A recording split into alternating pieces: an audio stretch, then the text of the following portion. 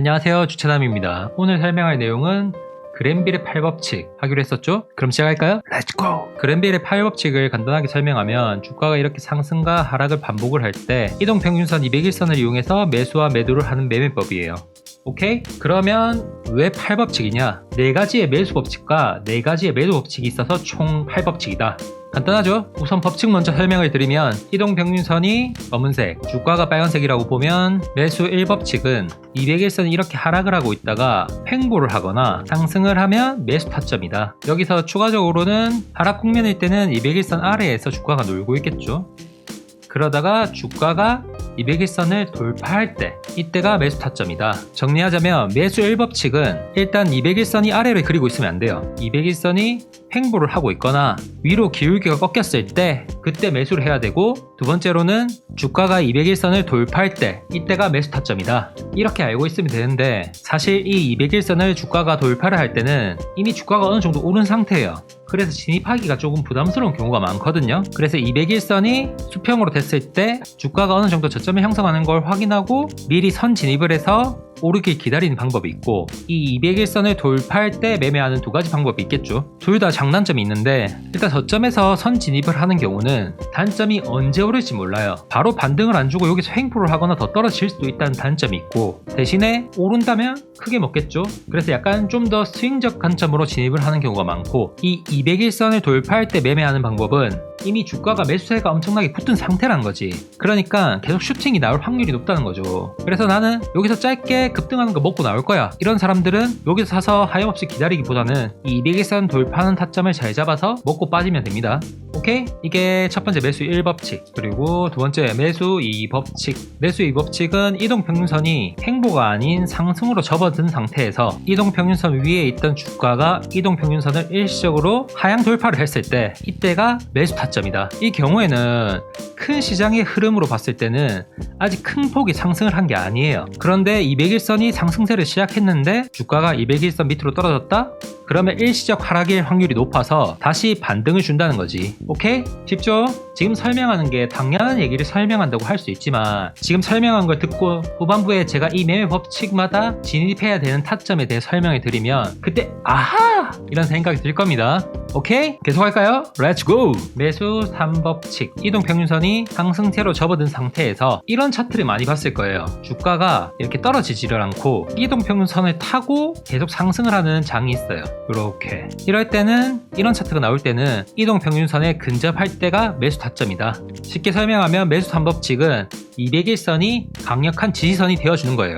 오케이? 그 다음 매수 4법칙. 200일선이 이렇게 있으면 주가가 200일선 밑에 있다가 급락을 했다가 반등을 하면 이 급락하고 반등을 할 때가 매수 타점이다. 이 방법은 제가 하락시장에서도 자주 이용하는 이격도를 이용한 매매 방법과 같은 논리인데, 하락시장이든 상승시장이든 주가는 이동평균선으로 회귀하고 싶은 성향이 있어요. 그래서 그 성향을 이용한 매매 방법인 거지.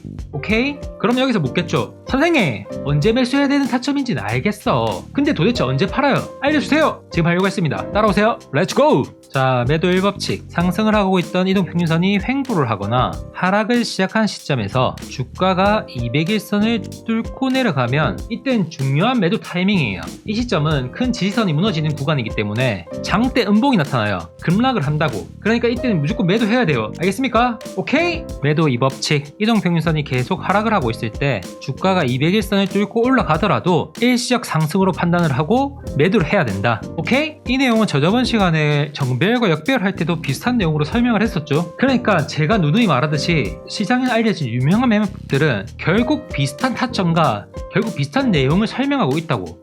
그래서 볼린저 밴드를 사용하든 이동평균선을 이용하든 엘리어트 파동을 이용하든 거의 얘기하고 있는 게 다 비슷해요. 매매법들이 다 비슷하다고. 그럼 이런 매매법을 사용하든 저런 매매법을 사용하든 다들 비슷한 타점에 진입을 하고 비슷한 타점으로 팔 건데, 그러면 개미들은 그거에 맞춰서 사고 그거에 맞춰서 팔면 되지. 물론 기술적 매매법은 100%는 없습니다. 명심해야 돼요. 오케이? 매도 3법칙. 이건 간단한 내용인데, 이동평균선이 이렇게 하락을 하고 있을 때 만약에 주가가 이동평균선을 뚫지 못하고 이동평균선 근처에 근접했다가 떨어졌다가 근접했다가 떨어졌다가 이걸 반복하게 되면 이 이동평균선이 엄청 큰 저항선으로 작용하고 있기 때문에 이 200일선에 근접하면 무조건 매도 타이밍인 타이밍인 거예요. 이 시기에는. 오케이? 쉽죠? 매도 4법칙. 이건 좀 특이한데 매도 1, 2, 3법칙은 다 이동평균선이 하락을 할 때 매도하는 방법인데 매도 4법칙의 경우는 이동평균선이 상승을 하고 있을 때 만약에 주가가 너무 급등을 해서 이 이동평균선과 갭 차이가 너무 크게 발생을 한다면 매도 시점이다. 결국 이평선을 향해서 주가는 하락을 할 것이다. 당연한 내용이죠.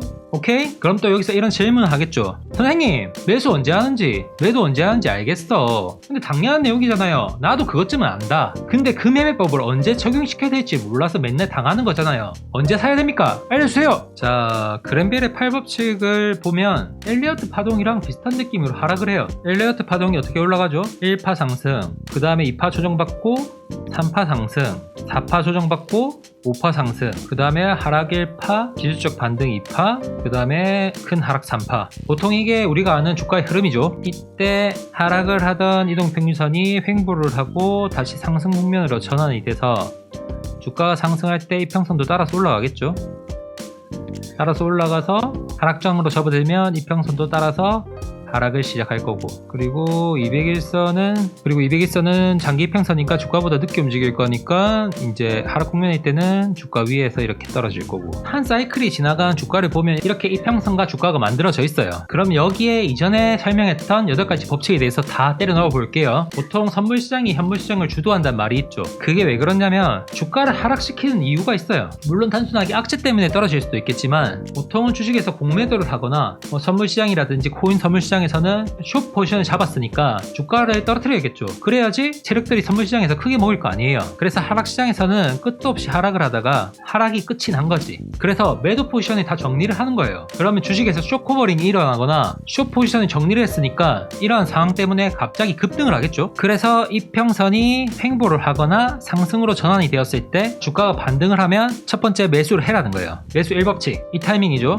그런데 이 시기는 진정한 매수세가 붙어서 에너지가 결집돼서 폭발한 시장이 아니라 순간적으로 숏커버링이나 매도 세력이 사라지면서 급등을 한 거예요. 그러니까 일시적 급등을 하고 조정을 무조건 받아요. 엘리어트 파동에서는 이제 이 파동이라 하는 조정 국면을 받는데 이 조정을 받을 때 주가가 200일선 밑으로 떨어지는 거지. 그래서 아까 매수 2법칙, 주가가 상승하는 200일선 아래로 떨어졌을 때 매수를 해라. 엘리어트 파동에서 이 파동 국면을 설명한 거랑 똑같습니다. 근데 하지만 이때는 이렇게 더 떨어지진 않아요. 왜냐하면 이미 여기서 매도 세력이 정리가 됐거든. 그러니까 여기서 새로운 매수 세력이 나타난 거예요. 더 이상 다른 매도 세력이 없으니까 우리가 이거 매수를 해서 급등을 시키자, 이 구간인 거지.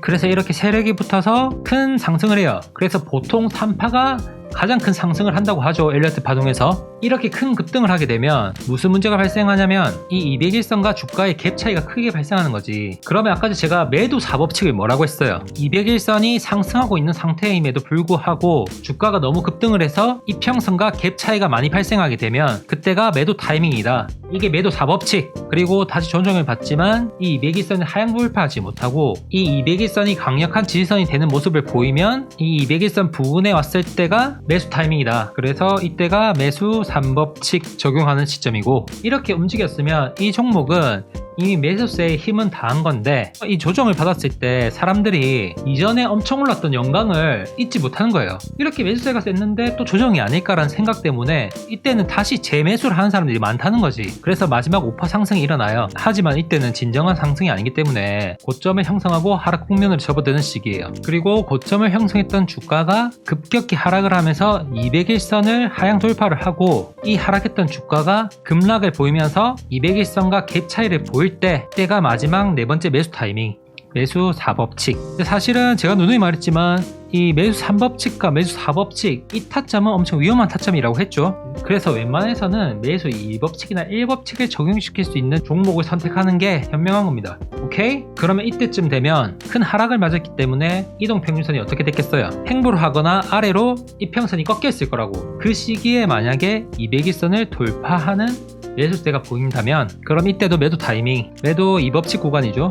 그럼 매도 1법칙은 어디예요? 매도 1법칙은 이 구간인데 여기도 본인이 판단해야 돼요. 상승하고 있던 이평선이 이렇게 눕거나 하락으로 꺾였을 때 매도 타이밍으로 잡아도 되고, 상승하던 이평선이 누웠을 때 주가가 이평선을 하향 돌파할 때 이때가 매도 타이밍이다. 매도 1법칙이죠. 제가 아까 전에 매도 1법칙은 뭐라 했어요? 200일선이라는 큰 지지선이 처음 무너지는 구간이기 때문에 급락도 잘 나오고 이제부터 하락이 시작되는 거기 때문에 이때는 무조건 매도해야 된다. 오케이? 그리고 매도 3법칙은 이제 이렇게 큰 하락 국면에 맞게 된 주가가 그냥 이렇게 떨어지기만 하진 않아요. 떨어지다가 한 번씩 반등을 준다고. 그래서 이렇게 하락을 하던 게 이렇게 반등을 줬을 때 200일선을 돌파를 실패하는 게 보인다면 바로 매도. 이때가 또 매도 타이밍이다. 매도 3법칙. 자 보세요. 그랜벨의 8법칙이나 엘리어트 파동이랑 똑같죠? 그러니까 결론적으로 주가의 흐름은 비슷한데 이걸 이평선을 보고 판단을 할지 단순히 파동이론을 사용할지 안 그럼 피보나치 수요를 대입해서 하락과 상승의 타점을 잡을지 이건 단순히 방법의 차이일 뿐 매매 방법은 다 똑같다고.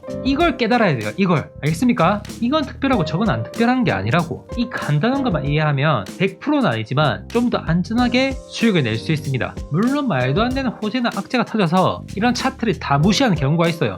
뭐 종목이 상폐당하거나 이런 일이 발생하면 차트가 무슨 의미가 있어요. 맞죠? 그러니까 언제나 손절 라인도 잘 잡고 안전하게 거래하세요. 그럼 다음 시간에는 일목균형표 아니면 엘리어트 파동 이론에 대해서 설명할 것 같네요. 이제 저도 구독자가 거의 900명 가까이 되고 있는데 조만간 1000명 넘습니다. 그러니까 초기에 구독해주세요. 알겠죠? 감사합니다. 안녕.